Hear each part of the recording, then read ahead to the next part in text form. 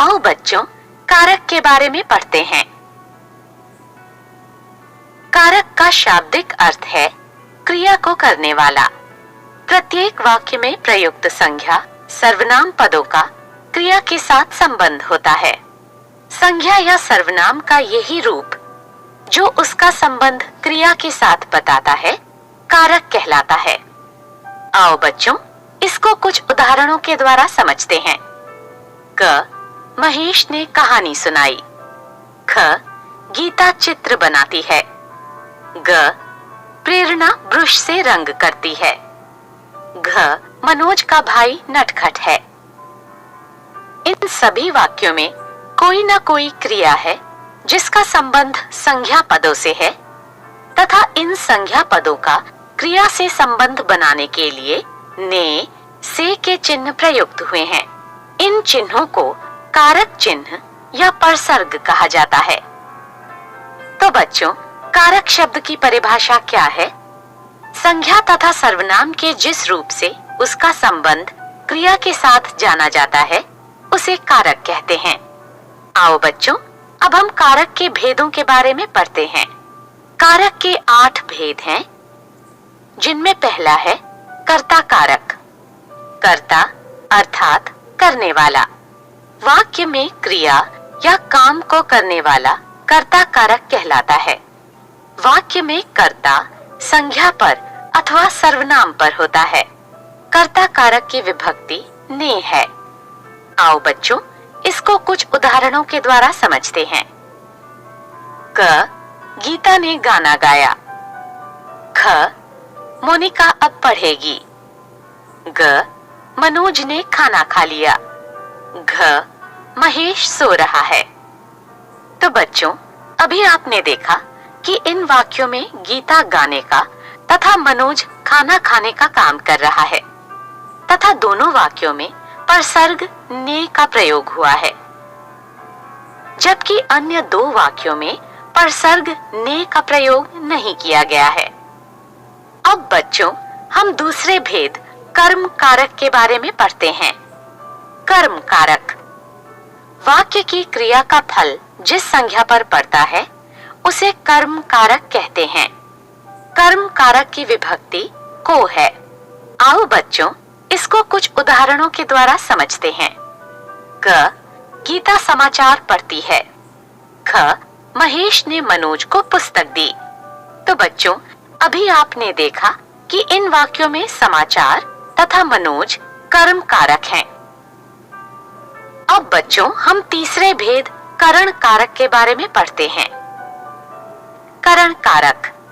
करण का अर्थ है साधन, अर्थात जिस साधन द्वारा क्रिया की जाती है उसे करण कारक कहते हैं। करण कारक की विभक्ति से अथवा के द्वारा है। आओ बच्चों, इसको कुछ उदाहरणों के द्वारा समझते हैं। क, मैं साइकिल से बाजार गया। ख, आजकल ईमेल के द्वारा भी समाचार भेजे जाते हैं। तो बच्चों, अभी आपने देखा कि इन वाक्यों में जाने का साइकिल तथा भेजने का साधन ईमेल है, अतः ये पद करण कारक हैं।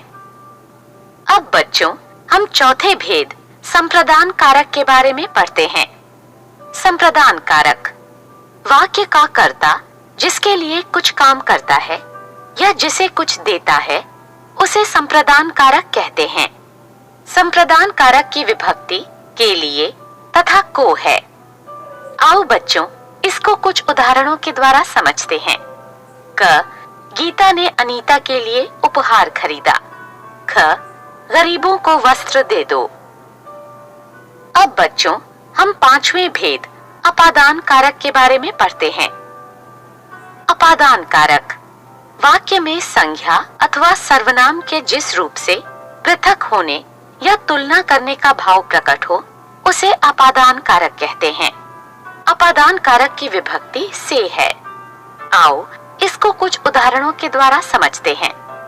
क, नल से पानी टपक रहा है। ख, हिमालय से गंगा निकलती है। इसके अतिरिक्त जिन शब्दों से घृणा, तुलना, भय, शर्माने आदि का भाव हो वहां भी अपादान कारक होता है। इसके उदाहरण इस प्रकार हैं। मैं गंदगी से घृणा करता हूँ, घृणा का भाव। मोनिका सपना से शांत है, तुलना का भाव। मुझे ऊंचाई से डर लगता है, डर का भाव। चूहा बिल्ली से डरता है, डर का भाव। आओ बच्चों, अब हम छठे भेद संबंध कारक के बारे में पढ़ते हैं। संबंध कारक संज्ञा अथवा सर्वनाम शब्द के जिस रूप से उसका वाक्य में आए अन्य संज्ञा अथवा सर्वनाम शब्दों से संबंध ज्ञात हो, उसे संबंध कारक कहते हैं।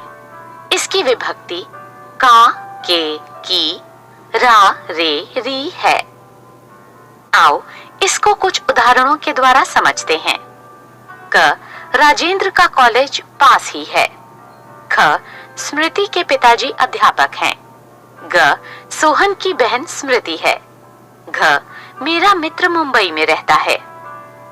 इन वाक्यों में राजेंद्र का, स्मृति के, सोहन की तथा मेरा संज्ञा या सर्वनाम का संबंध क्रमशः कॉलेज, पिताजी, बहन तथा मित्र से पता चलता है। अतः इनमें संबंध कारक है। आओ बच्चों, अब हम सातवें भेद अधिकरण कारक के बारे में पढ़ते हैं।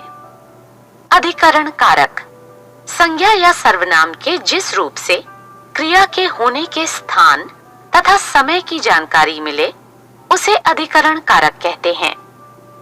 इसकी विभक्ति में और पर है।